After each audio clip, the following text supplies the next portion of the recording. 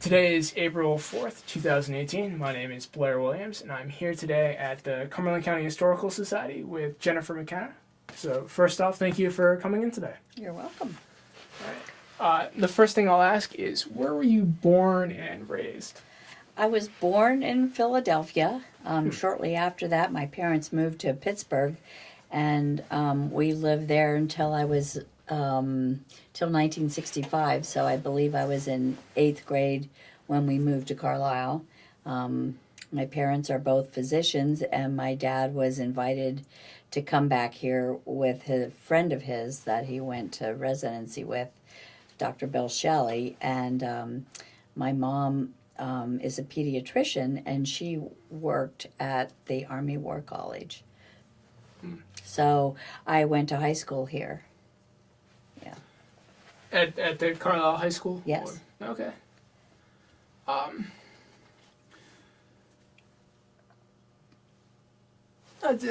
What was that like, moving right before high school then? Yeah, that was pretty traumatic for me. I was the oldest of 5 kids, and I had pretty much already developed some close friendships, and so it was hard to move. But we lived in this little suburb called Swickley, and it was an extremely wealthy community, and most of the young girls had debutante parties, and my parents didn't really believe in that kind of lifestyle, and they wanted us to grow up in a little more of a simple community, and it didn't take long to make new friends here. So it was in March of '65. I can remember the day of our move, but I feel like Carlisle's my home. When you first came to Carlisle in '65, is that when you started attending Second Presbyterian, or did that come later?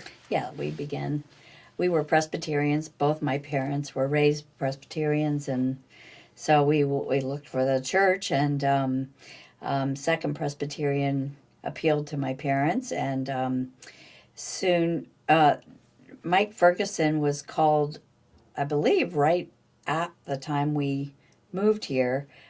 So our families kind of grew up together.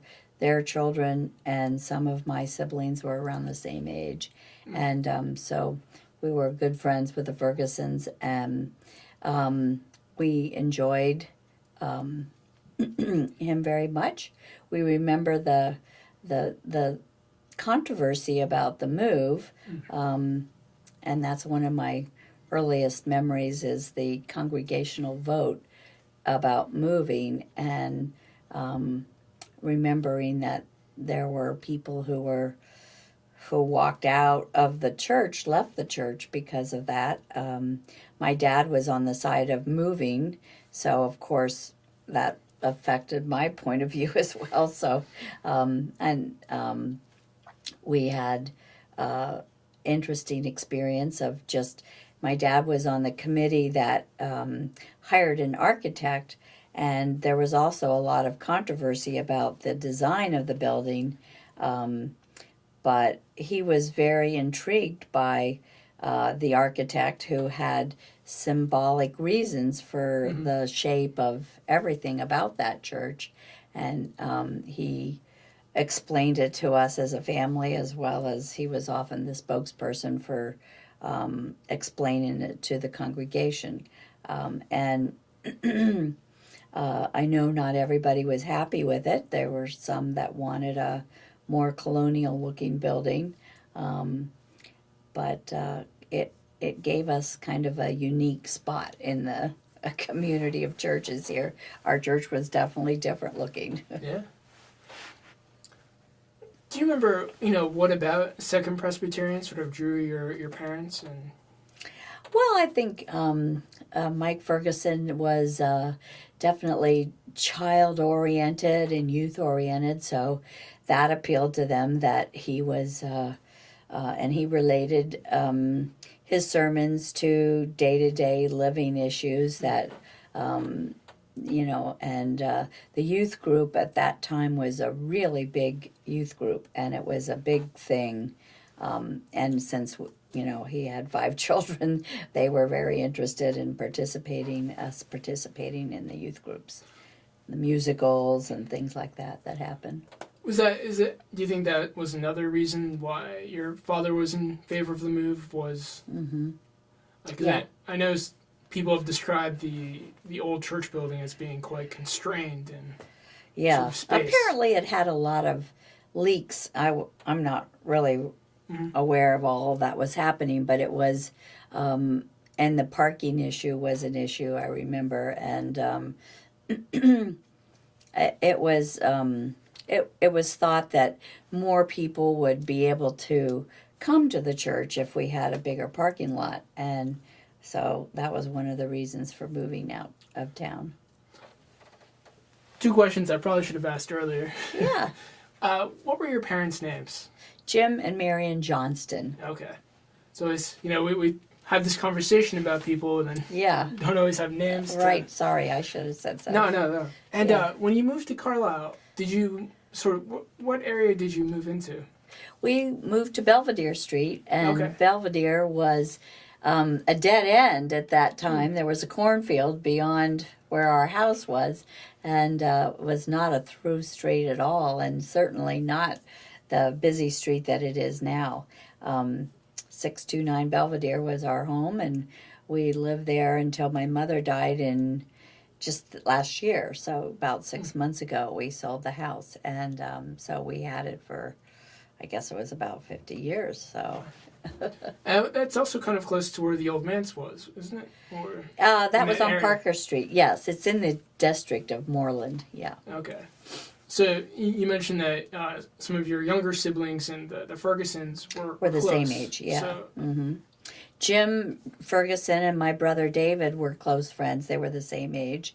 And I believe Lucy, I'm not sure if she was the same age as Jerry, but I think they were close enough that they were friends. And Judy, we didn't have a match. And Jeff, I think we were a little off on, years. At that time when you were young, Yeah. being in the same grade was important. Yeah.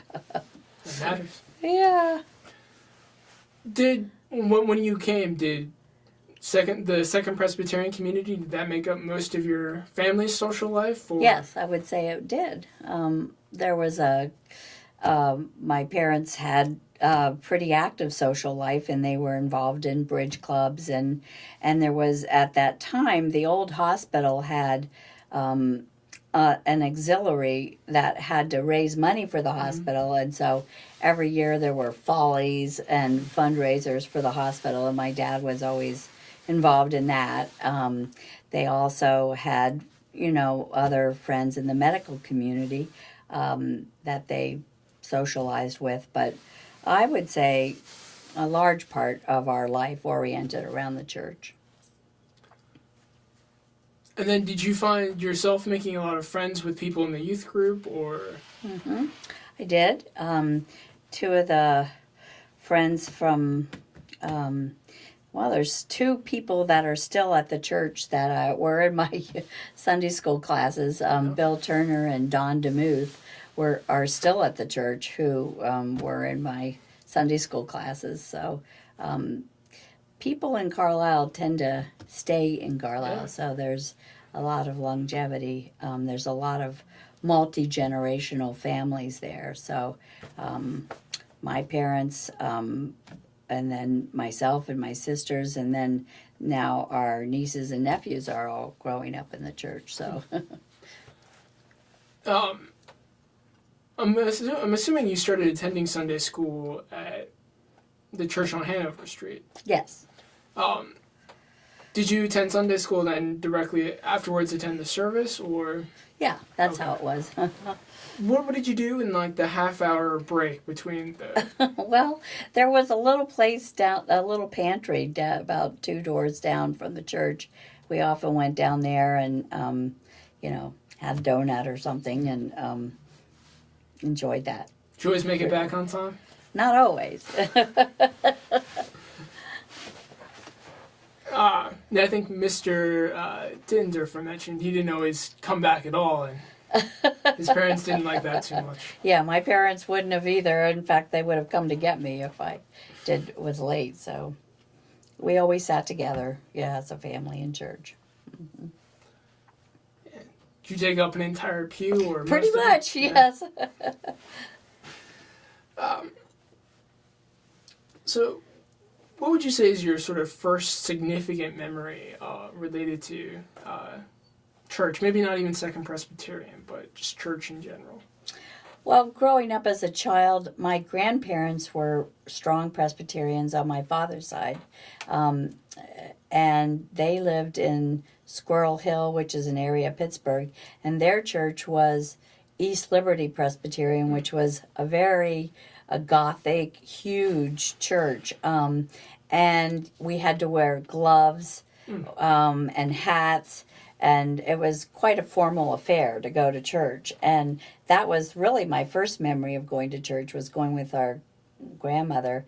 And one of my great aunts would pass over like little pieces of candy if we were wiggling too much, to try and keep us still throughout the whole service. So she gave you sugar. Yeah, which, we wouldn't do today, but we knew we had to behave. And then having family dinners after church. And we usually discussed the sermon. I remember that was always the topic of Sunday lunch. And then I don't remember a whole lot about my own church in Sewickley, but I do remember this church that my grandparents went to. And we went there at least once a month, I would say, growing up. So I don't remember a lot about it in terms of the spirituality. I just remember it was hard to hold still, and that there were graham crackers to be had afterward, and those were good. And then when we moved to here, while we were still in the old church, Mike Ferguson, I believe, was approached by she was the athletic director at the high school. Her name was Barbara Kerr, and she was interested in doing interpretive movement, which is like a kind of dance that you could do in church. And I don't know if she had seen it somewhere else or what, but she no longer lives in this area. They moved to Philadelphia or someplace. But there are a number of people who were in the interpretive movement choir who are still members of the church. The Bulldosers, Patty Bulldosser was one. Leslie Light was one. Anyway, we put to motion a hymn in particular, the one Lord of the Dance. And so that hymn has always been meaningful to me. We acted it out while it was sung as part of like an anthem. And there were some, that was meaningful to me. And then there was a time at Christmas we did Dona Nobis Pacem was the one we interpreted, and I enjoyed that. It felt like, I guess I wouldn't have had the words for it then, but it was sort of like embodying a prayer, because it felt very prayerful, but it was not perceived that way by everybody in the church. We didn't wear just leotards. We always wore something over it, like a robe or these baggy homemade, shift type things. But there were some that thought it was inappropriate, for us to be dancing in church. That wasn't quite proper. And but I think on the whole, that was the kind of thing that the Reverend Ferguson was certainly supportive of. Why? When did this take place? So that started at the old church. Okay. I remember dancing there, and then I remember we danced in the new church too. So I guess there were probably 4.5 years that I was here before I left for college, and So during those times, we moved from one church to the next. Yeah, it's interesting you say that it was controversial, because I know when Pastor Larson came, I mean, Second Pres began to put on very big performances. Yes, yes. Now that was after I Yeah. came, and so he. But my younger sister Lucy participated in, I think, all those musicals, and those were very popular. And Oh yeah, that's what I've heard. So. and I don't think those were controversial at all. I think most of the people who thought our dance was controversial ended up not moving with the congregation so it was more or less those who were opposed to the move were also opposed to dancing in church. Yeah. So I'm guessing you graduated from Carlisle High School. Yep. Where did you go afterwards? I went to the College of Worcester, which is a Presbyterian college out in Ohio. I didn't plan on being a religion major, but I did become a religion major. I was one of the stories that I know may seem a little bit of a contradiction to how I grew up, but I was given a Bible when I was confirmed at Second Presbyterian with my name on it, and it was a red leather Bible, and I remember it very clearly. And when I went to college, it was in 1969, and during that time, it was a very much an anti-war movement going on, and the Kent State students that were shot happened in the spring of my freshman year, and so all of this caused me to really question my faith and to wonder, how does that relate to the faith I learned growing up here? And everything seemed fairly homogeneous here, and there weren't a lot of real controversies on a national scale going on that I was aware of. And so I did go to chapel at college, and we had a chaplain who did connect our faith to questioning maybe whether we should be in the war. And then during my sophomore year, I went to Portland, Oregon to student teach, and it was an urban studies program, and I joined a group of anti-war protesters, and I chained myself to an induction center door, which resulted in my being jailed. And I had a choice of paying bail or staying, and I said, no, I'm going to stay. This is where I believe my faith is leading me. And I took the Bible that my grandmother gave me, and it read very different in a jail cell than it did in the comfortable, carpeted sanctuary of Second Presbyterian Church. But it really made sense to me, and it came alive in a way that I never would have guessed my life would have taken that kind of turn.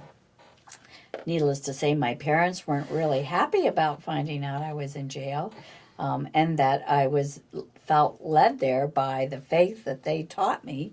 But it was priests and nuns primarily who were surrounding it during the whole time I was in jail. It was several days, but not weeks. And they sang the whole time I was in there, sang, spirituals, and then I would send down the name of all the women who were in there with me, and they would start adding their names to, he's got the whole world, and they would start adding the names of all the women. And I heard stories of what happened to some of these women that I was quite naive, as you can imagine, 19 years old, coming from Carlisle. And many of these women were in for prostitution, and so I was getting an education while I was in there. And my passion for jail ministry continued throughout my life. And I ended up later working in the South in Alabama on death row, and visited the men and women on death row. For a number of years I did that, and I considered it a ministry. And then when I returned to Carlisle as the associate pastor at Second, I had a ministry here with the women in the county jail.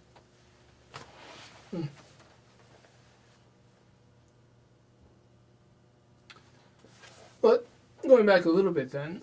Yeah. So, you said your family came just as sort of Mike was introduced. Right. Mm-hmm. Sort of what are you mentioned a little bit your memories of Pastor Ferguson. I wonder if you could expand on that a little bit. Sure. I just remember him as a very warm and loving person who,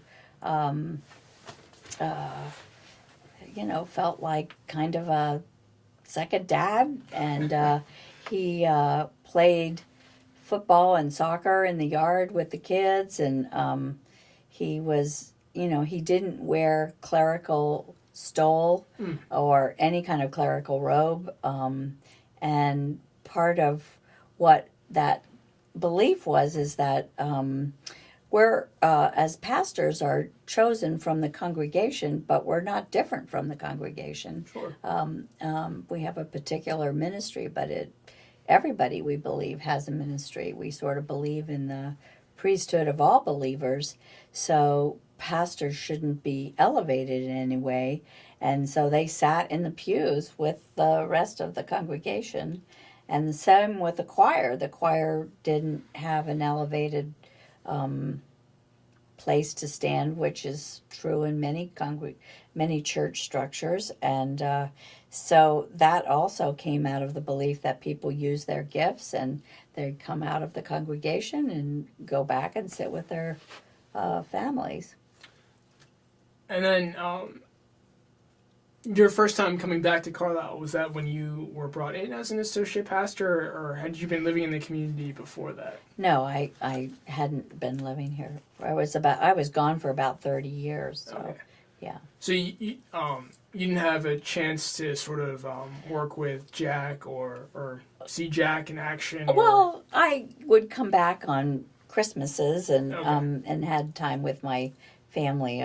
Holidays, yes, I would attend church here. Yeah. But there wasn't a lot of... Not a lot. You didn't see... No. Mm-mm.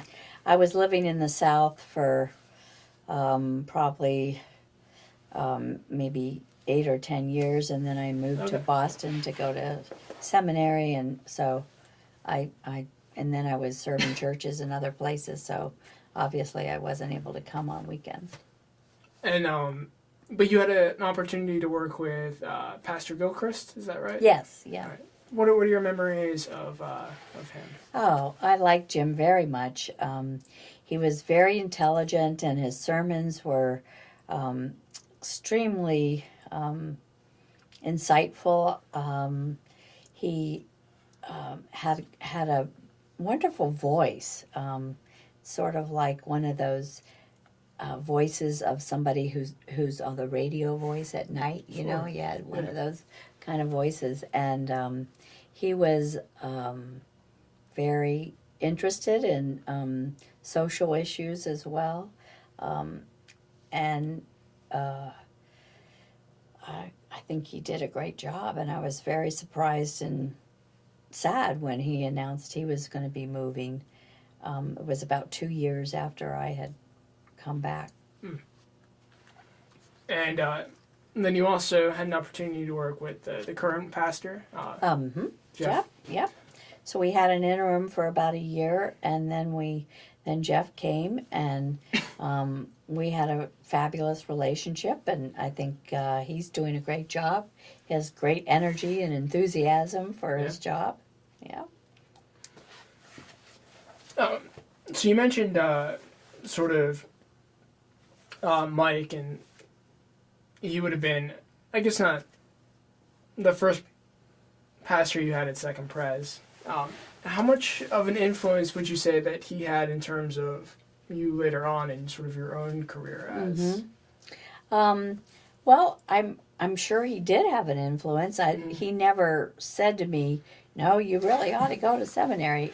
Sure. That happened much later in life when I was in Montgomery, Alabama. The minister of that church said, "You really have a call to ministry." And I had never met a woman minister, so I couldn't imagine being in ministry. It was totally out of the realm of possibilities. So it shocked me, and then he brought me before the session of that church in Montgomery, and they all said, "Yeah, we see it. You've got a call." So that's kind of how I ended up going to seminary. But but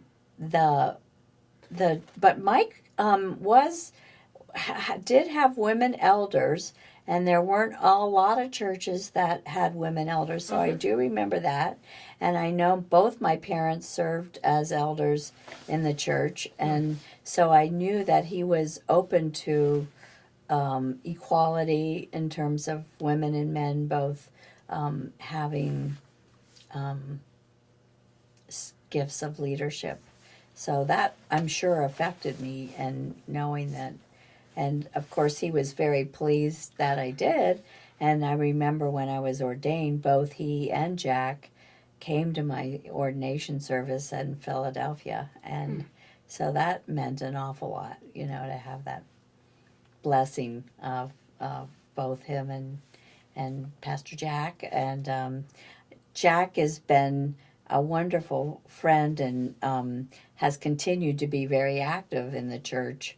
The rule we have is that we're not to be active for a couple of years after we leave, but he went up to Erie for a couple of years, and now he's back, and so he's pretty active, and was an interim music director for some period of time while Jeff was there. So can't remember exactly what year, but so he's been active in the church. Oh, well, yeah, I guess I didn't quite get your full history. So how did you find yourself in Alabama? Well, I was initially at the end of my college years, I thought, well, what am I going to do with a religion degree? And I met these midwives, and I thought, well, that would be a really neat profession. So I decided to go to nursing school. I went down to Nashville to Vanderbilt Nursing School and started studying for nursing. But I had a little problem. I faint at the sight of blood. And so I got through the first year and a half pretty well, but then I started fainting when I was taking care of really horrible looking decubitus ulcers. And so I thought, I said to myself, Lord, you must be leading me somewhere else. This doesn't seem like where I should be. And so it just so happened that I was aware of a place in East Tennessee that's called the Highlander Center, and they were organizing rural health clinics. And so they asked me if I would like to join their staff and help with that. So I worked in rural Appalachia and met some very interesting people, including people who brought snakes to their church. Very isolated rural hollows where it was quite an introduction to another world to me. And one of those women in that hollow had a son who was in prison, and she asked if I would go with her to visit him. And it so happened he was in for murder and was going to be executed. And I was horrified, and I don't believe in the death penalty. And so I began organizing in East Tennessee against the death penalty. And one of my minister friends from Nashville asked me to start a prison ministry in Alabama as part of the Southern Coalition on Jails and Prisons. So I was asked to move to Alabama from East Tennessee, and I didn't know anybody in Montgomery, but I did, and that's how I got to Alabama. Okay. And so what was that experience like, working in sort of this death row prison ministry? Yeah, it was amazing.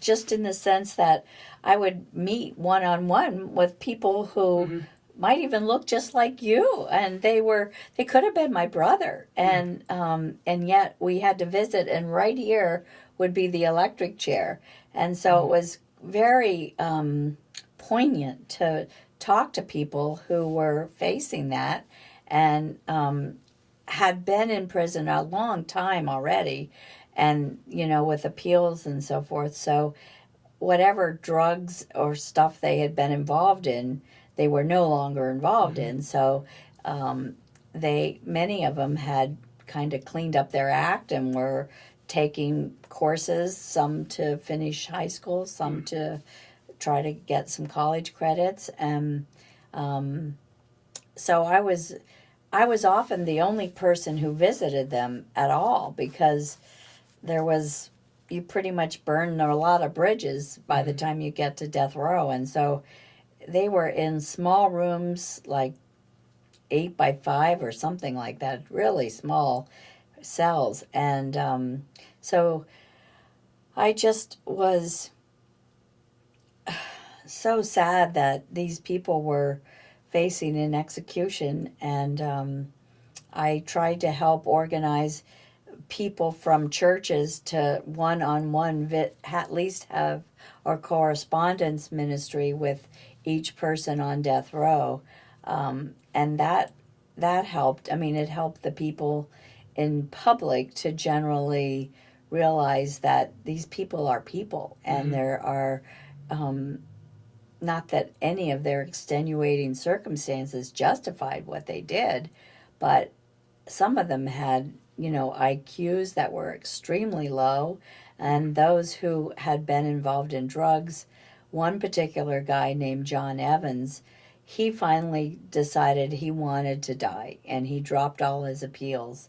And I remember his mother came and said, "John, I'm your mom. You got to make a deal with me that if I've got to fight for your life, so I'm going to appeal your death sentence that you're dropping on behalf of you, saying that, you're not in your right mind because you have been confined so long."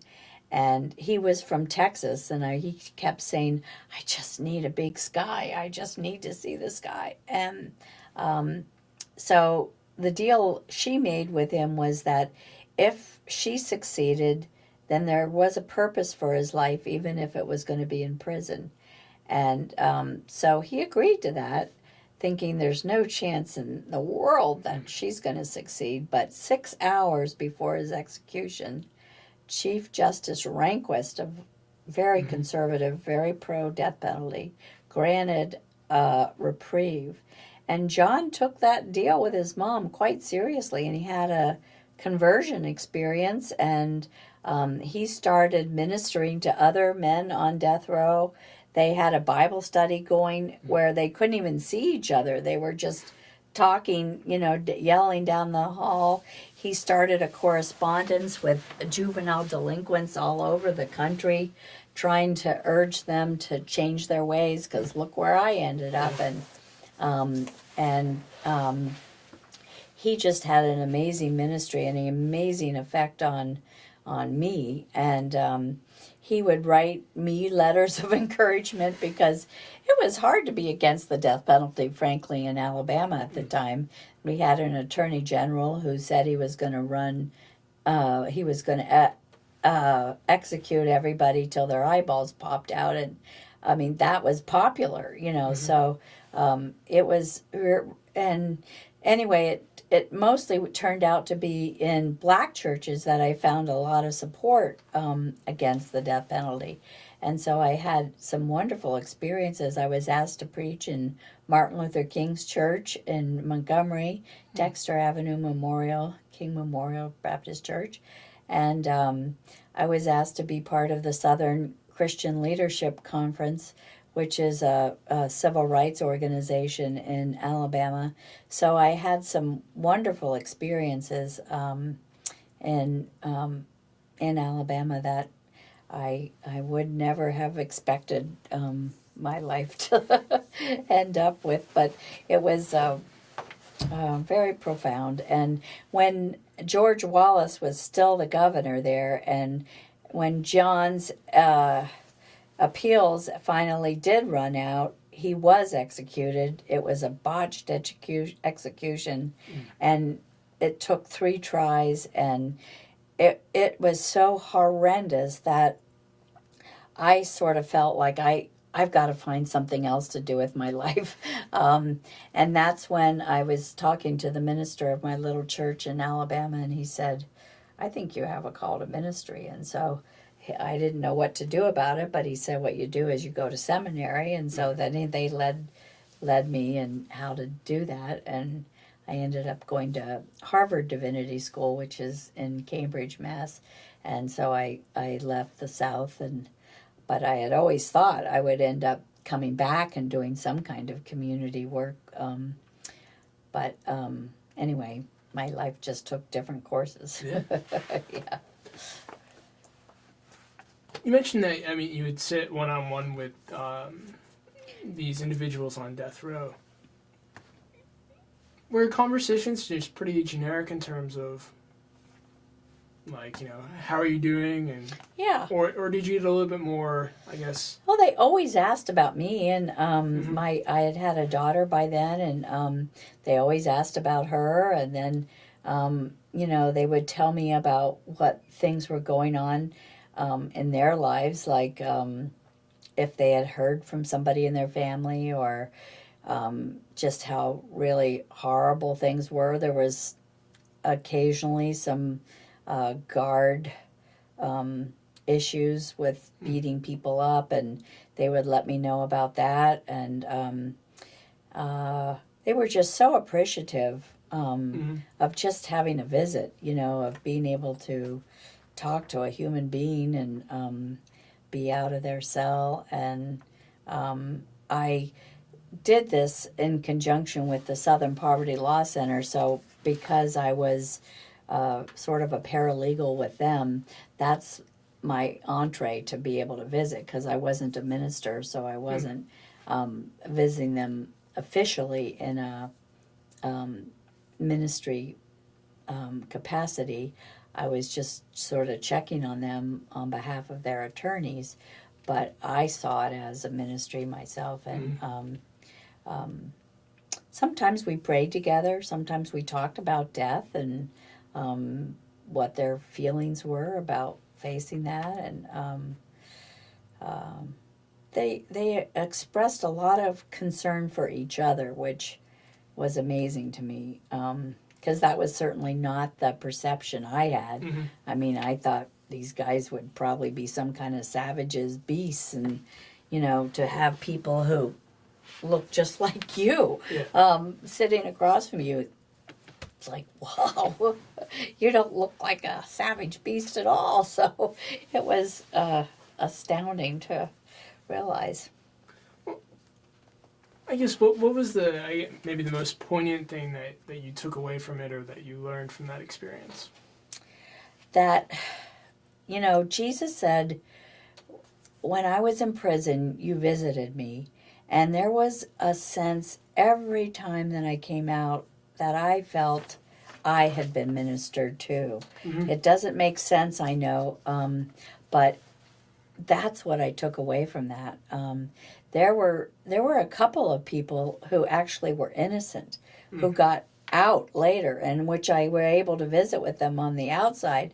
So there's so many reasons to be against the death penalty, but one of them is that there's accidents, happen, and miscarriages of justice. Some of the African American men in there were sentenced by all white juries, and there was still a very racial, as there still is, a very racial bias, and so I'm thankful for projects like the Innocence Project that does a lot of work on DNA and how we can now find out whether or not people are.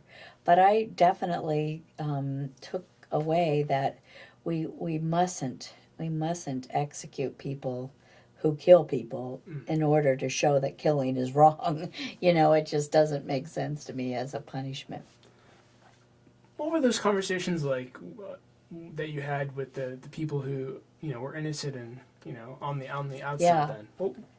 Oh my gosh, it was so wonderful to see them free. One of them's name was Johnny Harris, and I remember my little daughter getting a picture of her with him holding him, and just to see him. He was scarred by the experience, without a doubt, and he ended up drinking too much and had trouble holding a job. But he had been in prison, wrongly convicted, for so many years. I don't even remember how many now. So he was an older man by the time he got out. But so it was sad in some ways, because it's very hard to start over again after an experience like that.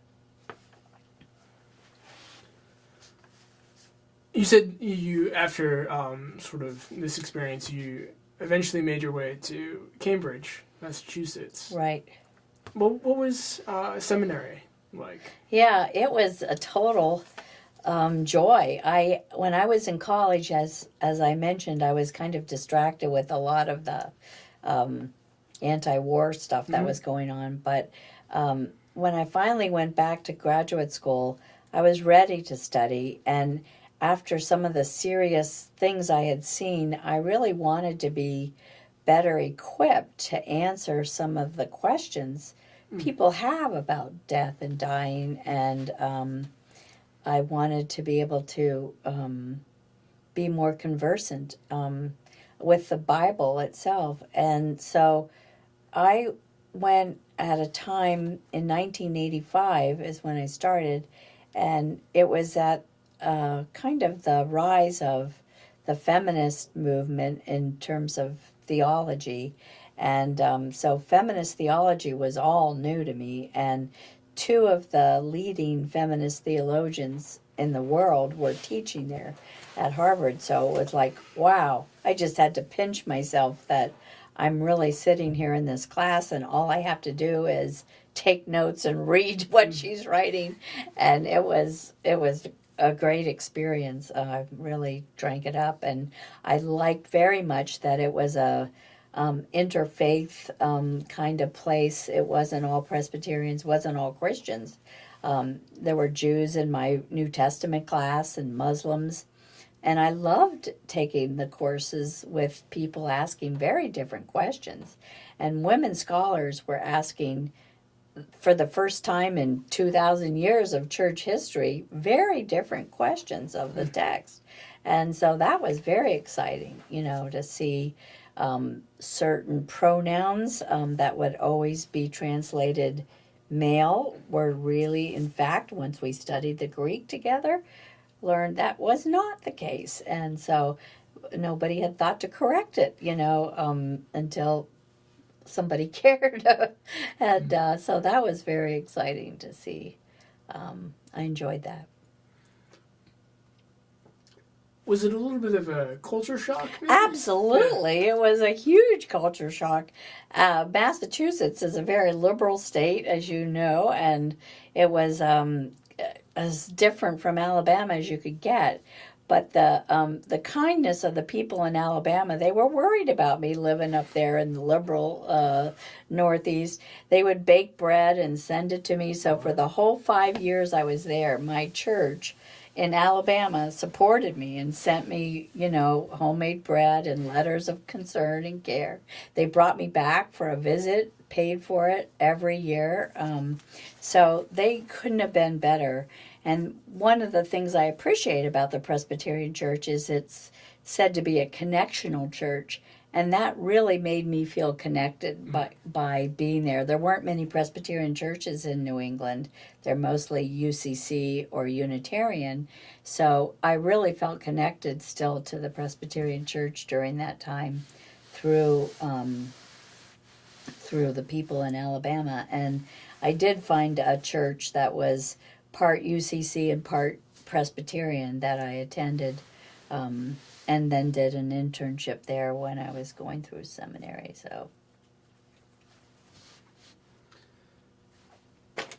So you finished up, I'm guessing, in 1990? 90. Mm-hmm. What did you do after seminary then? Well, I, on a personal level, went through a very difficult year. My husband at the time wanted a divorce and said he was in love with somebody else. So I had my own personal crisis, and I wasn't sure what I was going to do next. I thought I would never be ordained because I never heard of a single mother who was a minister. And I came back to Carlisle for a year, and actually there was a divorce support group at Second Presbyterian Church, and that was very helpful to me to meet other women who were going through this. And I did a year of residency at Hershey Medical Center as a chaplain, and thought that would be probably what I would do, a hospital chaplaincy. And but my parents kept encouraging me to go ahead, send your resume out there. And what the way it works in our church is that after a resume is sent to a center clearinghouse, they send it out to churches who are looking for somebody. Mm-hmm. So a church in Philadelphia just so happened to be looking for an associate. And they called me up, and I told them my story, and they said, we want to meet you. And so I went and met with them, and lo and behold, they called me. And the reason they wanted me was because I was divorced, because they had so many members of their church who were divorced. And so the very thing I thought would keep me from ever being a minister turned out to be why I got called to be. So I was ordained in the church in 92, and I served at that church for 2 years. During that time I had been doing the residency in Hershey, I met my current husband, and when he finished his residency, he wanted to get married and move to St. Louis, where he had one more year of internship to do. And so that's what we did. We moved to St. Louis for a year, and then he wanted to join the Air Force, and so he got assigned to a base in Maryland, not St. Andrews, Andrews Air Force Base. And I served a church in Baltimore for about 8 years, and then he got a job back at Hershey, and that was exactly when they were looking for an associate at Second, and Jim Gilchrist had heard about me through my parents. He was aware that I was out there, and so he called to see if I would by any chance be interested. At that point, I was commuting from Hershey to Baltimore for my Baltimore church job, and I loved that church very much, but it did it was, again, really startling to think of coming back to the church I grew up in. And I don't know if you've met Gene Schlossnagel yet, but he was one of my Sunday school teachers, and he's still there. And it was a joy to come back, but most of the people are totally new. After 30 years, there was a whole new congregation there. And so I was very honored to be asked to come back, and I really thoroughly enjoyed my time at Second Pres. Well, I think, actually, Gene was the first person we interviewed for this project. Okay. And he mentioned that he had you in his Sunday school class. Yeah. And then it was funny, interviewed, is it Betty? Betty Wood? Lockhart? No, Betsy Wood, maybe. Betsy Wood, yeah. She was on the search committee, committee. And she said you were like the Goldilocks candidate. Really? Yeah. I guess you were just right. And one of the things that she said was really interesting, I wanted to ask you about is, you mentioned that the congregation was a little bit different, but at the same time, I think some of the people that were there when you were a child were now sort of grown-ups. Or they were entering in to nursing homes and so forth. Yeah. And I think she commented that was something that you really that you didn't know you were going to take on, but that you ended up...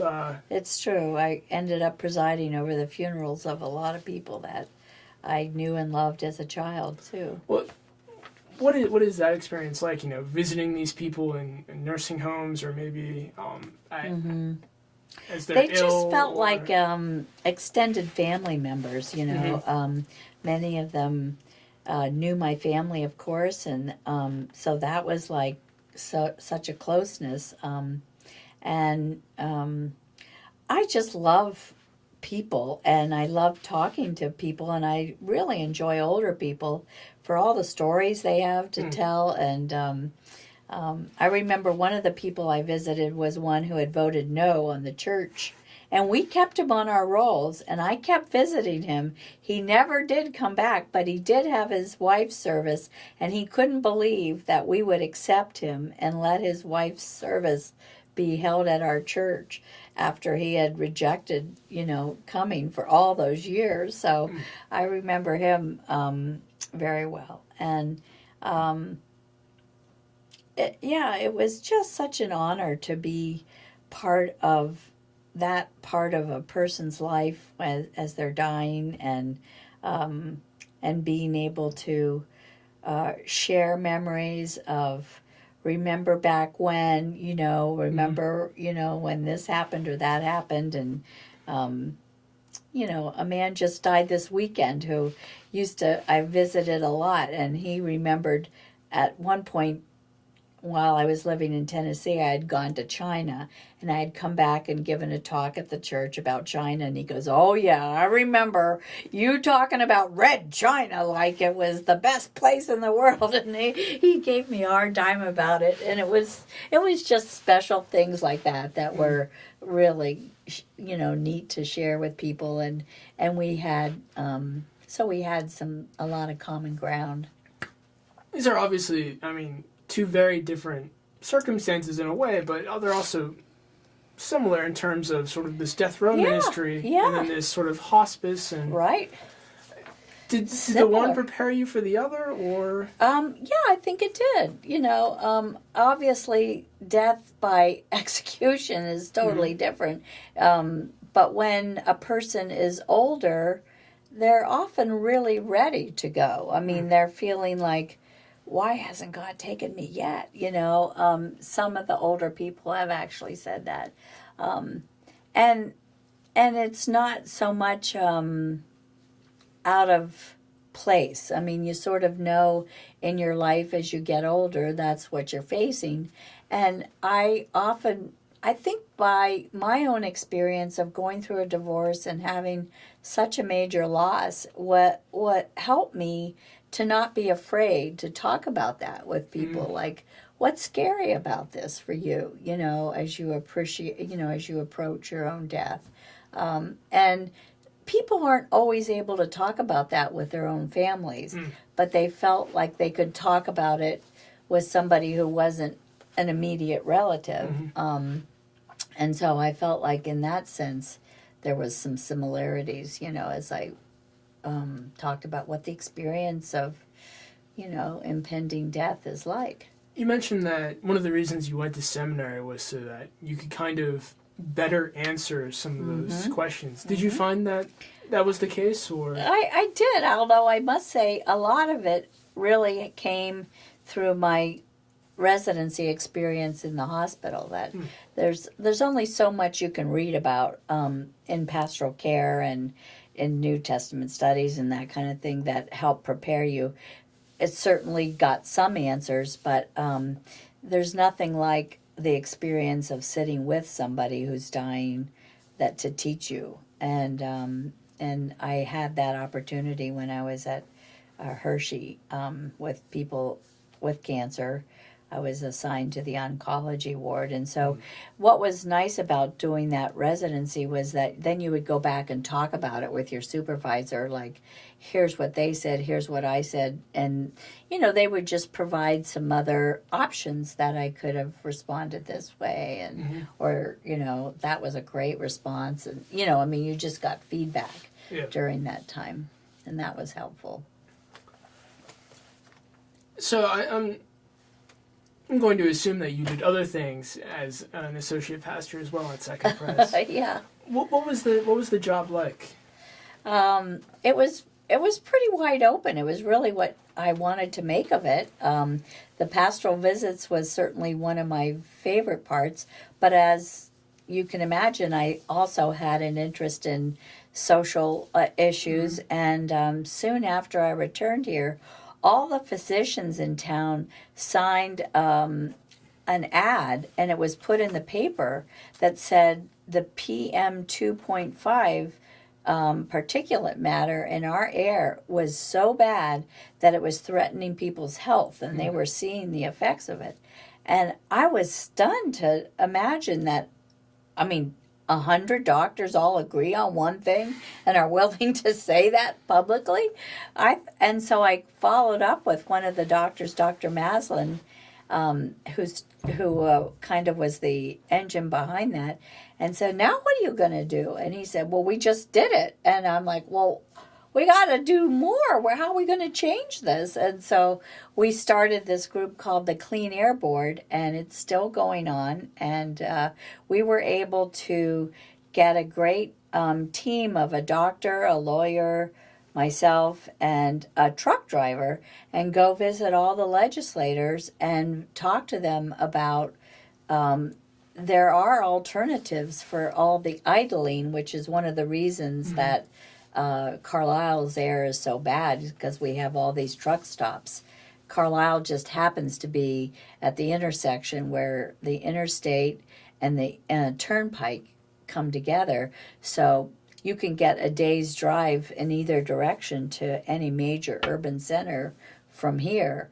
So something like 600 trucks are parked here and idling at all times. And so we worked on getting a law passed and did it to make it illegal to continue idling, that during that time that you're resting, and they need to rest. I gained a lot of sympathy for what truck drivers go through. But Jesse Keene, who was one of the truck drivers at the Keene, he was more than a truck driver. He was the owner of Keene Trucking, and he was a powerful, when he was convinced, and he said, hey, I live here too. I don't want to be contributing to the problem. And there are ways that you can plug a truck into another device, and it actually saves on fuel, so it's not a bad deal for the trucking companies either. So I think it's improved some, but there's still enough coming off from just the truck traffic and we're in a valley, so the air gets stuck here, just like in LA has a similar geographical situation where there's high traffic on a road in between two mountains, and it's difficult. Well, I know. So I'm not being from the area, that was one of the first things I noticed was, every paper that I get from the Sentinel, it has the PM PM 2.2. reading Yes, on the we back did of it. that. The Clean Air Board got that set up at the Sentinel, and in fact, the Sentinel's now moving, and so we're in the process of negotiating. We did that with the hospital, so the three of us were partners in getting a monitor, and so now we're trying to figure out where the monitor should go, whether it'll go on the hospital roof or whether it'll go on the new Sentinel location. We're not sure, but anyway, we're working on it. So. And then, one of the things that I've kind of wondered about a little bit is how did you handle sort of the ministerial duties with Gilchrist at the beginning and then Gabilius when he came in? Was it kind of like you preach this week, I'll preach this week? Or? Oh, they were incredibly, they saw me completely as a colleague, and we worked it out each time. I tended to preach more like an average of once a month, and that was fine with me. Sure. I had a lot of other things to do, so yeah. And then did you assist in other weeks, or I'm just Oh, wondering sure. how We have a lot of funerals too, so I assisted in all the funerals for the whole time I was there with both Jeff and Jim. And that was also, quite a honor to be part of that. And it takes a toll, I must say, to lose people that you care about. So I'm not sure the congregation can completely appreciate what it's like to, have funerals for people that you've known for a long time. And, it kind of a cumulative effect of loss after loss after loss. And it's hard. But you get attached to these people and you love them, and, and then you're saying goodbye. So especially, I imagine, too, it must be difficult because, especially if you're sort of carrying to their end of life needs and conversing with, sort of you establish this close connection just before they pass. And so it was hard at times. Very, very special people. But then it the one thing I like about being involved in parish ministry versus doing just death row ministry was there were also a lot of wonderful celebrations. There's baptisms, there's weddings, there's, confirmation classes that graduate. And so you're seeing new life and change happen all the time. So I was going to ask, that was my next question is, did you get to participate in those as well? Oh, yes, absolutely. Yeah. So that was, that was a great honor too. And then you'll have to excuse my ignorance, but did you participate in any sort of like committees or anything like that? Or? Yeah.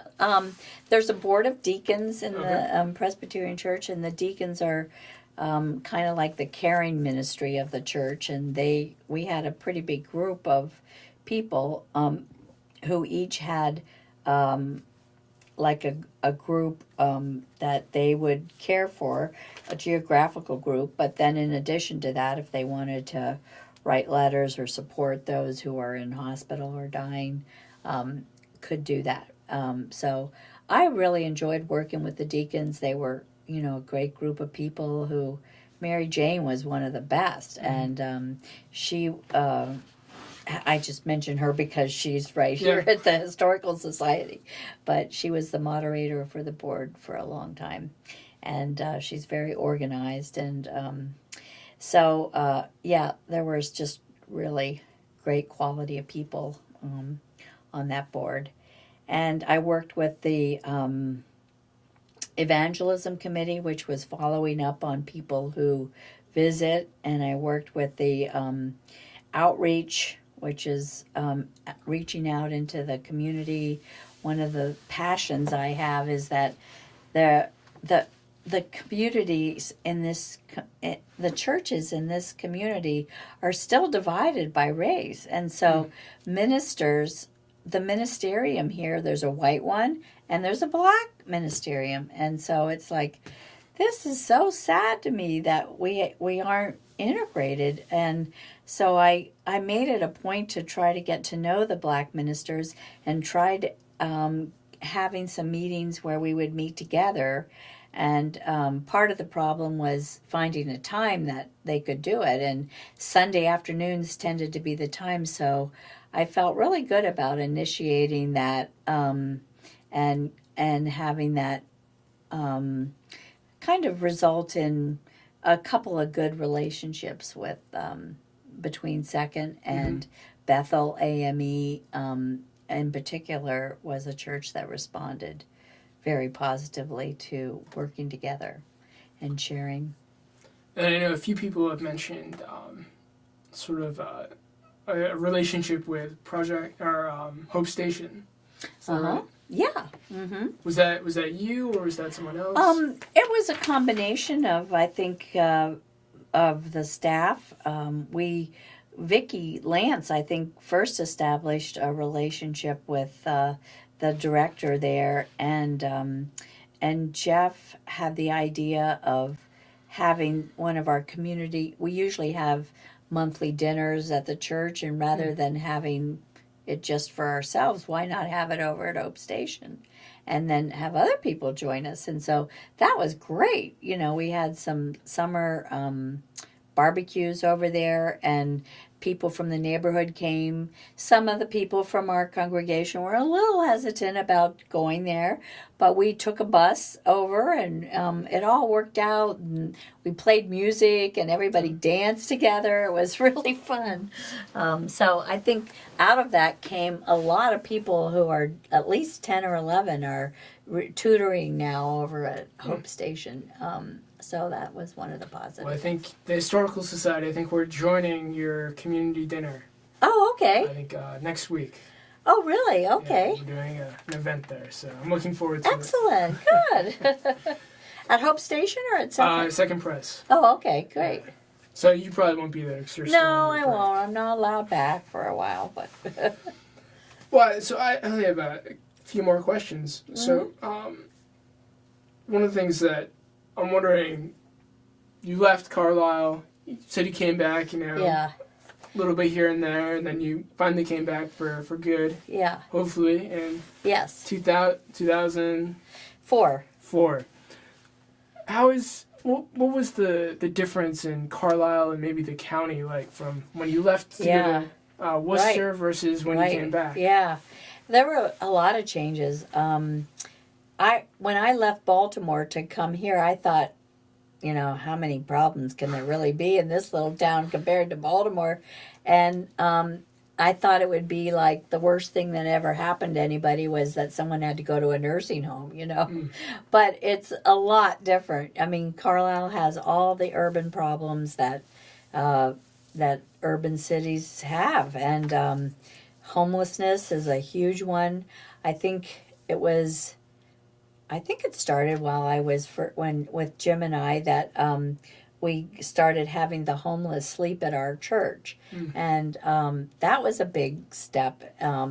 We had an outreach program that primarily gave money to a lot of organizations in town, but as far as hands-on ministry, having the homeless come to our church, we were one of the first, maybe the first. I think Sherry said we were the first to agree to be one of the places that the homeless could come and sleep for a month.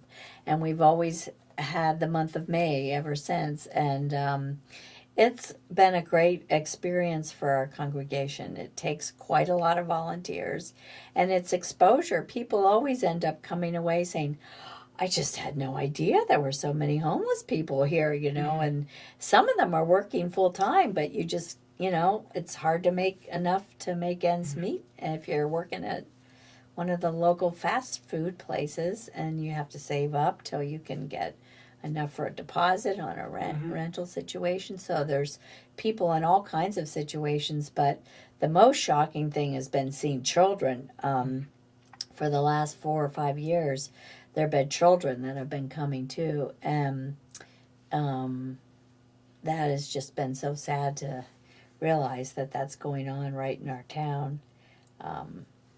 We've also been really conscious of the outreach to the Muslim community with the Bosnians here, and that was new since I was living here 30 years ago, and especially after 9/11, I guess the Muslims here have felt a little maybe conspicuous at times, and so we've gotten to know, we being Second Pres, but our family in particular had taken in one of the early refugees from Bosnia.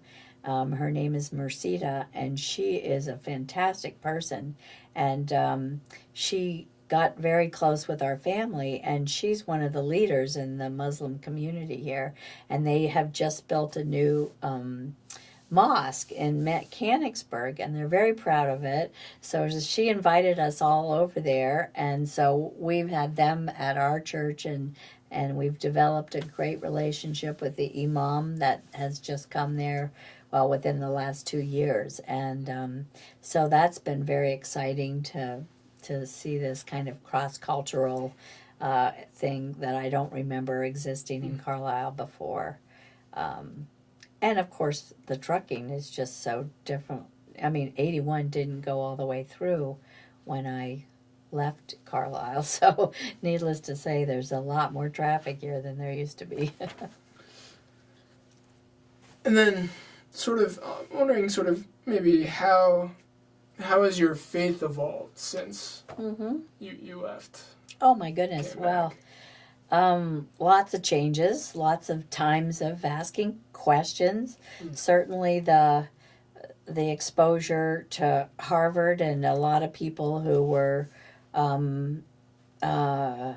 asking really hard questions of the text that I felt initially threatened by, but then realized, well, how important is that to my faith? And there were, you know, a lot of soul searching time, and so I think I look at it pretty different now than I did when I was 18. I think I have a more a wider understanding, I think, of how our faith fits into the whole world of faith communities, and that we're one of many expressions of God's incarnation in this world, and that's not a threatening thing to me. You know that I think God uses all the faiths, and I guess if anything, have just become more convinced that there is a very loving and merciful God. Sure. So. And last question specifically that I have is sort of, do you recall a time in your life when faith played a particularly important role? Well, I would say the first time I went to jail, it was a very integral part of my decision to be arrested, and that was huge. And I still now reflect back on that and think, what a privilege to get to go to jail for what I believe. You know, there aren't many people that get that opportunity, you know.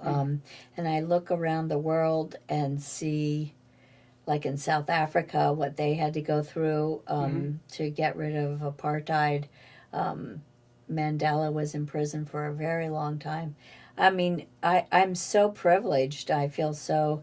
One of my also big loves is the country of Honduras. And I started visiting Honduras back when my first year in ministry, and got to know a couple who do development of people projects, and they work with the poorest of the poor in Honduras. So every year in every church that I've been there, I've encouraged a group to go to Honduras and work with the Wheelers, and including Second Pres. And I think 100 different people went to Honduras, and so that changes your understanding of faith too, when you see people with nothing who are so grateful to God for their life, and you realize, holy smokes, you know, maybe going to, especially for the teenagers, I love that for them to be exposed, because you know they can think Abercrombie or whatever the brand of clothing you have is what's really important, and they come back away from that and say, wow, how lucky I am, you know, and looking at the kids their age there and what they're doing, and how little they have, it makes you realize that you don't need a lot to be happy. And so I think it helps people then to come back and look with new eyes at our town. Where are the poor here, and what can we do to help alleviate the root cause of the poverty? So those are some of the ways my faith has changed. Well, so I always like to ask: is there anything I should have asked, or that I think you covered everything. You want to bring up? All right. I can't think of anything right now. Yeah. Well, actually, maybe. So I know you're kind of embargoed from going back to Second Pres for another year and a half or so. What's in the future for you? Well, that's a good question. I'm going to a church in Harrisburg right now. So I found another church community that I'm just beginning to get to know people and get involved in. I'm on the peacemaking committee there, and I'm getting involved in a march about gun violence in Harrisburg in June. And I've been I'm still involved with the Clean Air Board. I'm on the board there, and we're having a forum on Thursday night. Two physicians are going to be talking about the health effects, and so I'm involved with that. And so I'm sure I'll continue to be involved in the world around me. Taking some courses online. I'm in 5 book groups, so. So you're keeping busy in retirement, then? Yes. All right. So thank you. Yeah, well, thank you for coming in So today. nice to meet Oh, you, it's nice to really. meet you too.